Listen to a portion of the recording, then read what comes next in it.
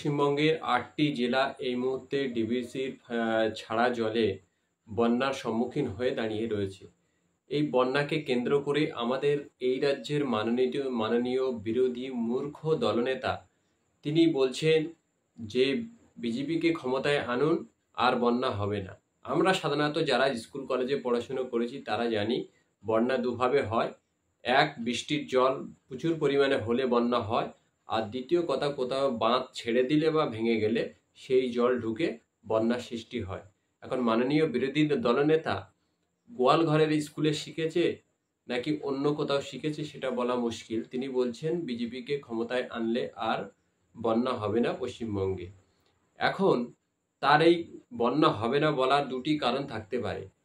এক, তিনি বলতে চেয়েছেন যে ঘাটাল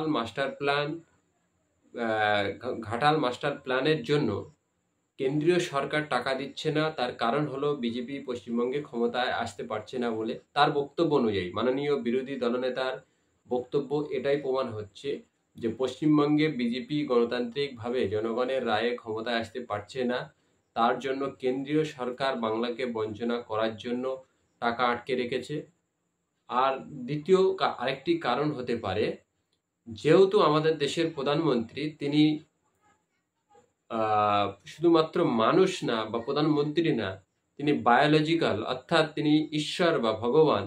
সেই জন্য তিনি পশ্চিমবঙ্গে বা তার দল পশ্চিমবঙ্গে ক্ষমতায় আসতে পারছে না বলে তিনি বন্যাটা ইচ্ছা করে ঘটিয়ে দিচ্ছে। অর্থাৎ এই যে বন্যা হচ্ছে সেটা বায়োলজিক্যাল প্রধানমন্ত্রী ইচ্ছা করেই করাচ্ছে, তার কারণ তিনি গণতান্ত্রিকভাবে পশ্চিমবঙ্গে ক্ষমতায় আসতে পারছে না।